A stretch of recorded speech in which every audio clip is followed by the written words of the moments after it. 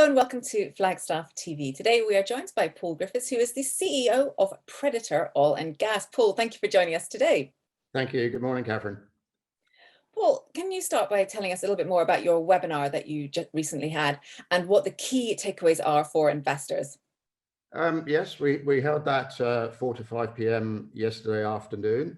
I must, thank all the contributors with their questions. It's very much appreciated. The feedback overall was very, very positive, overwhelmingly positive. And on that basis, one of the issues that was raised, naturally enough, was funding arrangements. And I think we covered that in the webinar, and it's best to reiterate that now. Obviously, MOU1 has de-risked the potential for gas in the basin after 35 years. Kept mentioning that last night. We have lots of running room. That's why we're drilling MOU4 and MOU5. We have the ability to develop a CNG project, which is ideal for the industrial sector in Morocco, seeking gas.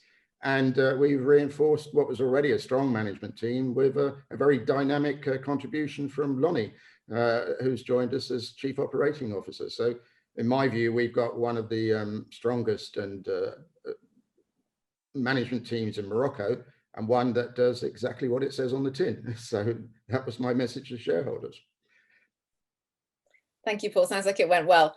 Now, can you give us an industry insight into what's going on at the moment with the UK fuel crisis? I can give you an insight. It's I wouldn't say it's an industry insight. It's more of a personal insight and someone who's been involved in the industry many years. But you see a combination of many factors at present. One is Brexit. Two is obviously COVID. But the third thing, in my view, is, as a contributor to this, is the demonization of the fossil fuel industry over the last 18 months since the beginning of COVID as the be-all and end-all responsibility for climate change. It's one contributory factor. But what's in reality has happened is that it should have been foreseen 12 months ago that there would be a huge demand for energy as the world exited from COVID, or tried to exit from COVID. And of course, renewables can't replace fossil fuel in 18 months. The wind doesn't blow 24 hours a day. The sun doesn't shine 24 hours a day.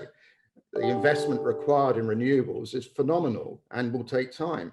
So it's obvious that in that transition period, some form of fossil fuel energy has to play a role. And that role is for gas, because it's greener, it's easily accessible. And what's happened, of course, is that gas supplies have been in demand worldwide for LNG and for industrial growth coming out of Brexit. And we've seen a massive spike in gas prices. So what does that do? It forces up food prices, it creates distribution issues for hauliers, etc. It creates all kinds of additional problems which were not foreseen 12 or 18 months ago.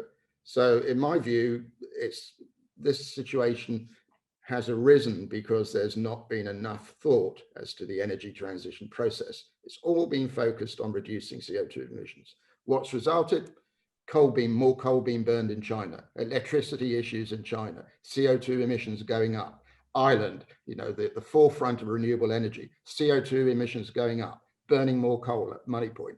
All this has achieved is to allow us to increase CO2 emissions, not decrease them. So all electric cars currently in China would be running on coal. So you got to get the message across there that it has to be a measured transition process. And the fuel crisis is just one demonstration of what will happen if we ignore the role that gas has to play in the energy transition over decades, not just 1 or 2 years, but decades. It will take decades to get a green economy. Well, that's very interesting. Thank you so much. Can you tell us finally what's next for Predator Oil and Gas?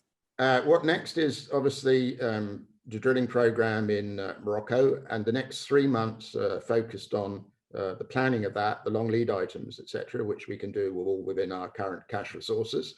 And the next 3 months is also focused on industry partners in Morocco for at project level, to take equity at project level in the potential CNG gas developments next year and in the drilling program. And this is achievable because obviously we're one of the parties, only parties in Morocco that can demonstrate that we've got a new basin, a new gas basin with potentially the size of resources necessary to supply that industrial market for 10 or 15 years. And that's what the parties who are already coming to the table, who are already engaging with us in Morocco, see.